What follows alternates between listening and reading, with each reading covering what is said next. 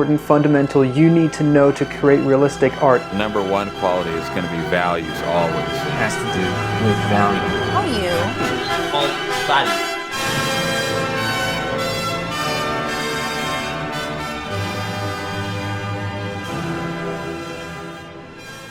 So values is one of the most, if not the most important fundamental, and you're going to hear that from your art instructors in college and high school, whatever, all the time. Values, values, values.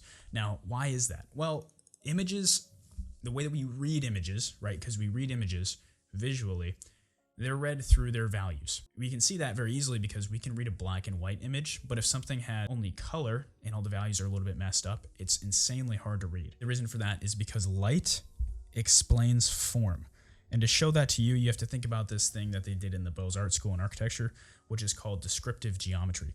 And descriptive geometry is basically like understand how light hits an object. So if you have like a cube and then you have light hitting at a 45-degree angle, now we're going to look at it from plan view, and then we can see that it hits at a 45-degree angle, and when it hits that wall, there we can determine that's where the light hits. Now, you didn't have to understand any of that. I might do a video on it if you guys are interested in that architectural stuff, but the idea about light is that it describes the form of an object. If I just had this drawing and I didn't have that third dimension of the light, you wouldn't understand how deep this doorway was. You wouldn't understand how tall that cornice was or how much it overhung here.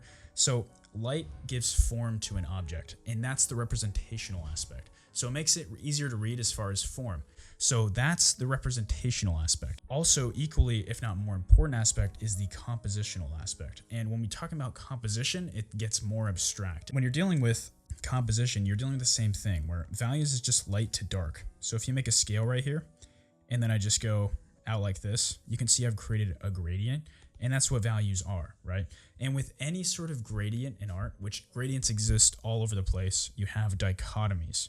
And a dichotomy is just two things that exist on either side of an axis, right? And you can describe a spectrum as a dichotomy, as we often do, to simplify it. So if we have this gradient from light to dark, it is light to dark, right? It's not light in the midtones and then sort of maybe midtones, that kind of thing. But that's basically what it is, right? So a lot of people number them. You have 1, you have 10, that kind of thing. But the most important thing to understand is that these are not equal. What I mean by that is in composition, what you're doing is that you have a principal center. And you've seen so many people talk about this. You have Christopher Alexander, you have Van Pelt, you have anybody on composition understands this. But within a composition, you have a subject. What does that mean? Well, when you look at this image, do you notice how all of our eyes go to her, right? Namely her face. And then when you have this, you look at his face, right? And then when you go over here, you normally look at either her or her, right? And usually the subject can be two things together. We'll get into that. But then you also have this. Where did your eye go? Right here. Okay, so that's really weird, right? We all look at the same sort of thing when we're looking at an image. Why? Well, it gets into a much more deeper discussion, but it's also very important to understand. Composition is an understanding of how the universe is organized, fundamentally. What do I mean by that? Well, if you think about objects in the universe, every single object has a gravitational force. So if you think about these three circles here, this circle has a force. It's pulling and it's pushing everything right here, right? So this is trying to act upon that, but also this is trying to act upon that. Okay, what happens when you have more than two objects is that you have unequal forces going on. So this center sphere or whatever it is, it could be like a ball out in space, think about like tennis balls in space, it's going to be subjected to more force than these lateral two. And the reason for that is that it's getting hit on both sides versus these are only getting hit on one side, right? So because of that, visually as well as physically, the subject needs to be bigger to balance out the composition. Okay, what does that mean? Well, this is actually way bigger than just art, right? If you think about everything in the universe, everything has a center to it. Think about flowers have a center. The solar system has a center, which is the sun. And then you have the solar system in the Milky Way. And within that Milky Way, it has a center, right? So this idea of the center and the principal kind of hierarchy going on, it's not just a physical pattern. It's kind of a physical necessity for things to work because not everything has equal amounts of force being put upon them, right?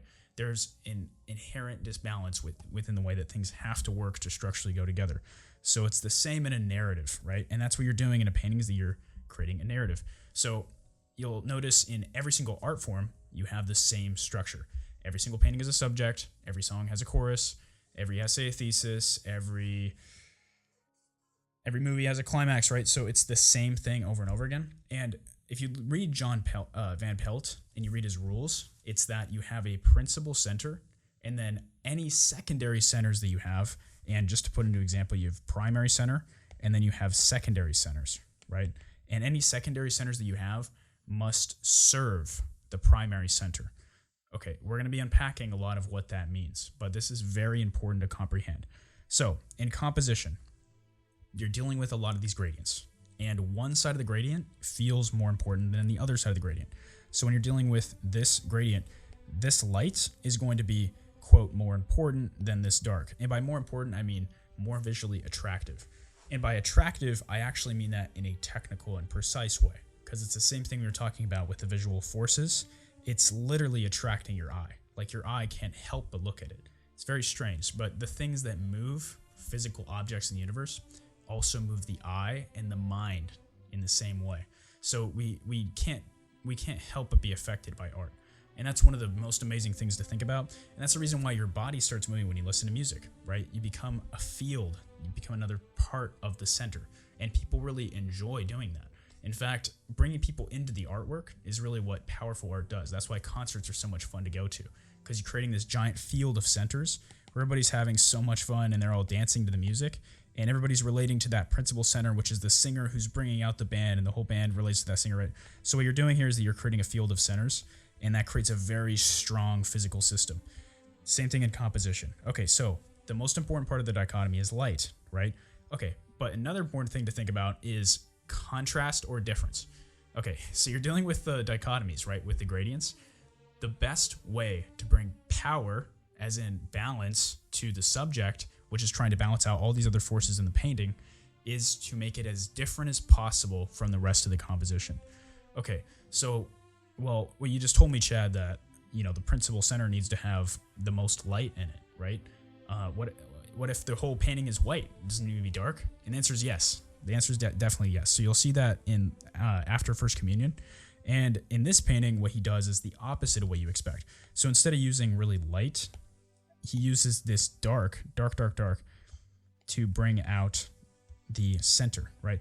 Now, if I take this dark and I go anywhere else that is, quote, black on the painting, you'll see that that's not even close to black, right?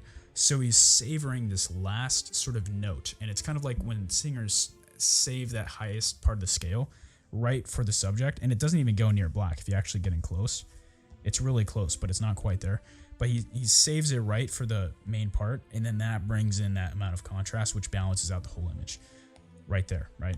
So when you think about the subject in terms of balancing the composition, it makes a lot more sense, and it's the reason why you can't just blow things out. So what do I mean by blow things out? You do not do this in values where you have, it gets very bright here, but if we made the whole coat as white as could be, it immediately becomes visually obstructive and it disbalances the composition. Do you see how it's just too powerful now? So the whole composition is disbalanced, and to rebalance it, you need to make maybe this a little bit wider, maybe add some right here, right, or something, add another person. But the thing is, in painting with values, just like everything else that has a weight, you need to balance the weight, right? So what do I mean by balance? Well, the average needs to be in the center of the composition. So if you think about just a normal scale here, scale, triangle, okay, it needs to lie around that center. Now you can do a bunch of different things. So you have a really big one, maybe you have two big, 3 or something like that, right? But it needs to be balanced in the center, in the midline. So the way that Sargent did that in this is that he's using more complicated things than values. He's using also color, where red is a really attractive color, has a lot of visual weight. And he's also using a saturated red and a pointy shape, right? And that's what really balances out the composition. Now imagine though, if we get rid of this red, now it's gone. Do you feel how the whole composition's now really left heavy? Okay, so these things are not just, you're just making these up, right? Like we're all reacting to these same visual forces. So anyways, so when we're dealing with these visual forces, it's important to think about what shapes actually are value shapes and what language that you're communicating with them. So I talked about how it's a balancing force. Well, balance is kind of an idea of weight, an idea of pressure. So when you're putting pressure on the subject is the mediating force that releases all of that pressure out into the rest of the composition so that the whole system of the composition can remain in balance. Okay, what does that mean, right? Okay, in this painting is that he's creating this sharp angle right here. He's creating that sharp angle. And you can see that all these negative shapes, they all put force on the composition, right? And what that does, this is even pointing towards the composition, is that it's putting a lot of constraint onto the subject, right? And if you think about it, if you have a ball in your hand and you just crush that ball with your hand, you're not only putting pressure on the ball's actually putting pressure against your hand physically just as much as you're putting pressure on it. So when you put pressure on the subject, you would think that you're actually diminishing its power, but you're actually increasing its power. And part of composition is ranking up that amount of intensity as much as possible until it about breaks. And then right before it breaks, you stop, right? But you're building up as much power as possible, and you have that intensity going, and that's what makes compositions great. But when you're creating a ton of pressure, the pressure has to be released somehow. People do not like it when you don't release the pressure, right? So it's kind of like when somebody's about to tell a joke and then they just don't say the punchline, right? So you're building up all this tension and then you just don't do the punchline. And if somebody does that, you might start chuckling, which is a funny, it's really actually very strange, right? But if you start laughing to release the tension, you're releasing the tension yourself in your own body. And a lot of humor actually as a medium is dealing with these pressures where you're subverting the point a lot of the time. So you're building up to this point and then you give an unexpected response. And then because of that, the person feels like they still need to let out the tension that was never resolved because the point was subverted. So they let it out through their body. So this idea of centers and stuff, it's very interesting and it has a lot to do with human psychology and the way that we work, but it's the same idea here. And you'll see this pattern so often in paintings where you'll have a ton of these sharp shapes and then you'll have this really spiky shape that's pushing out all this pressure. And the reason why it looks like it's pushing out pressure is because taper indicates pressure, right? Because you're taking this much and you're putting it into that much, right? And when you're doing that, you're basically cramming a bunch of energy into a point. Now, the same works for rectangles, actually. So if you have a rectangle, it's also going to have a direction towards it. And that's like when you're dealing with moldings, that's what you're doing in architecture. But, well, actually it works here too because you have this little pedestal and the pedestal creates these horizontal shapes and you can see that it's putting pressure on that subject. Same thing over here, right? It's putting pressure on the subject and then that subject has to release all that pressure to balance out the system. Now, it's very similar in movies where you're building up to this climax and the climax is as awesome as the pressure is building up towards it. So to think about value shapes, right? You need to think about the shapes that you're creating. Are they tapering shapes? Are they leading you out of the composition or are they leading you into the composition? And then also, how do you make the subject balance out the rest of the composition? And a lot of this is going to be based off of intuition. But when you're dealing with value, you put the darkest values on the periphery and then you put the lightest values in the subject. Now you'll see the exact same idea right here in Sargent. It's the same idea, right? So you have this giant tapering shape and it's putting pressure on that subject. Giant tapering shape, putting pressure on that subject. And then this also creates a negative shape, putting pressure on that subject. And then you're putting all this force into it. And then this dancer is bam, right? So all that energy is going up towards her. And the same thing with this horizontal band that you're creating here, right? Horizontal band that puts all this pressure onto the foot. And then she intersects the floor. So all of this energy goes up into her, right? Into her dress. And then it all comes up through that hand. And then it kind of turns around and flips through that hand, right? And that's what gives this painting just such a beautiful painting, right? But you can feel the force of the entire image conspiring around her body and then just delicately all going through that hand. And you'll see the same thing in architecture where you'll have a ton of vertical shapes and all of these vertical shapes are creating these forces and then they go into the entablature, and then the entablature goes into a pediment, and it all just ends at this dainty little point. And sometimes you have an acroterion or like a finial at the top of that, right? But you're taking all of this energy and you're dispersing it throughout the painting. You're leading it up to the subject, and then it just slightly kind of tips out right at the hand, right? And that's what creates this. You can feel all that energy, and then that tension, and then that release, right? And the light is what's doing that as well. Because if we make her dark, then immediately you can feel that energy start to dissipate like that, right? So that's less powerful than this, obviously. So another thing to consider here is with that tension and release is there's two kind of options. So one is you have, and Van Pelt talks about this in his book as far as pleasure is concerned, right? So imagine you have somebody and you have like a pleasure response and a pain response in a sort of a clinical setting. And you can go from pleasurable to painful, right? And then to pleasurable.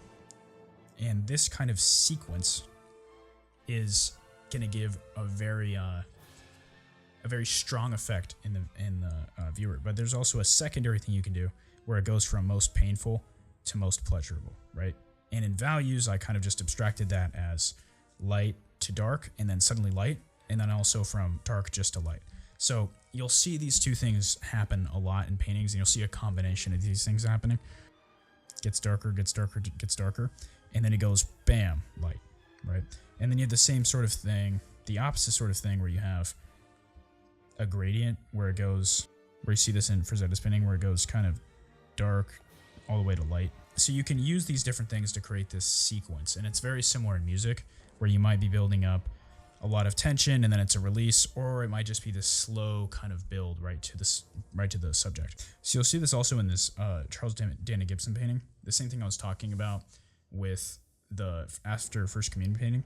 But you'll see that the center girl here has the darkest dark right on her face, and then you have the lightest light also on her face. So, well, the white of the paper, I mean.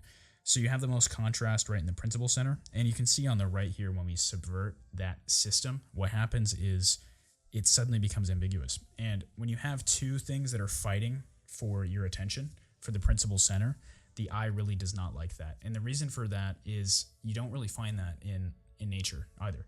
You don't find, two suns or something competing for being the center of the system. It just doesn't happen because one is always going to be bigger or better or stronger than the other one, and the other one's going to inevitably serve that, So when you have this kind of thing where two things are fighting, no, do not do that. And you usually want to subdue the values, subdue the difference, which is what creates all that visual weight in that other subject if that happens. So you'll see also if I blow out all the ranges, you can only get so dark or so light. So in this case on the right, in the after First Communion, I couldn't actually balance out this composition because I don't have any more range to work with, right? So in a composition, do not bottom out your ranges. Always kind of edge right on that extreme. You have the most light right in your subject. You have the most dark right in your subject to create that sense of intensity. But if you go any further than that, the image will look horrible because you're creating all these visual flaws. So you'll also see this thing with local color, and local color is basically if you have a black shirt or something like that, it's dark, right? Versus if you have a light shirt, a white shirt, it's light. But that's irrespective of the actual shade that's happening on the values, right? So the reason for that is every single object has its own, quote, local color, and it's irrespective of the light that's being shown on it. Now, architects use that, or at least they used to, a lot. And this is, for example, was a Bernini sculpture where you have, I think it's the Ecstasy of Saint Teresa or something. I might have to correct that. But the local color is what works here, because all those marbles and all those things behind with this main principal motive in the architectural, like the sculpture, they're all mid-tones, right? You have this like kind of grayish, purplish marble, and then you have these other yellows and stuff. And then you have this white marble, and that's what makes this such a powerful principal center that can help balance out the rest of the architectural system. So, and then he also has light. Actually, if you look at the architecture of this, there's a window up in that cornice. You can't see it, or up into that pediment, I suppose. But it's shining on the sculpture, and that helps bring it even lighter than the rest of the room, which is kind of in a gradation. So that's another way of thinking about architecturally how to do it. Okay, so a very important thing with values is grouping. And it's very important when you're designing to not just put, light shape over here, and kind of just make it random. You need to group your values. And another reason for this is that it makes the principal center more powerful. Because if you have a bunch of light shapes here and there all over the canvas, you're basically scattering out the importance and you're obscuring that principal center because you're giving power or difference or whatever you want to call it, attention to other parts of the image, and that takes away from the principal motive. Now, you can have a light shape other than the subject as long as it serves the subject. So you'll see here in Samson and Delilah that Delilah is actually pretty light, and that's because she serves the whole principal narrative, which is that she is obviously betraying Samson as the story goes, right? And she cut his hair and whenever he lost his strength. So she's also pointing, if you look at her hand and those other men, all these ropes are pointing at the guy. So the subject in the principal center is not just one thing. As soon as you add in secondary axes, secondary centers, what happens is that the center or this principal subject becomes a combination of the two. So that's when you're dealing with more complicated narratives, especially in painting. You need to combine these things. And then the subject is not just Samson, it's actually Samson and Delilah, right? But he's using her as a value shape to suggest that underlying narrative association between the two people. See the same thing in architecture, value grouping. So how you create values, how you create shapes is through kind of distortions in the form. So when you have a very deep recess, that's going to create a dark shape, and if you have something coming out, that's going to create a dark shape as well. And that's how light hits an object. So you can see when you're designing an architectural monument, you also need to think about, okay, I'm not gonna make just a bunch of random undulations and break the cornice around all the columns like they used to do classically. But what that does is that it creates all these shapes, all these little shapes, and it makes the grouping way worse. So it creates a worse composition. Don't do that. And you'll see these same ideas, right? You have grouping right here, and then you have grouping right here, this sort of thing. And then because these are grouped together, it's easier to find the main white mass in the middle of the painting, and then it's easier to find the main subject, right? If you had a bunch of black clothing here and here, it would make it more difficult. Same thing here, where you have these two people grouped together, and Sargent basically loses that edge right there, which is a very common painting technique. That groups it well. Obviously, really amazing grouping right here. And it fuses these two into one center so that they're not fighting for your attention. They actually are just one principal center. Same thing in here. Frazetta, of course. Frazetta is amazing. But you can see that value grouping works really well. And this guy's just a little bit of light just to balance out the composition because there was nothing really in this location. And you'll see that he's actually creating a sort of geometry here. You have these little points, and then that relates to her. So you're creating geometries, and that obviously points to her as well. So you can also create more importance for the subject by creating a field effect. So if I had something like this, now you would never do this because you have to make it representationally make sense, but you can see how that also gives her a little bit more power because this curve is kind of regulated based on that center of her face.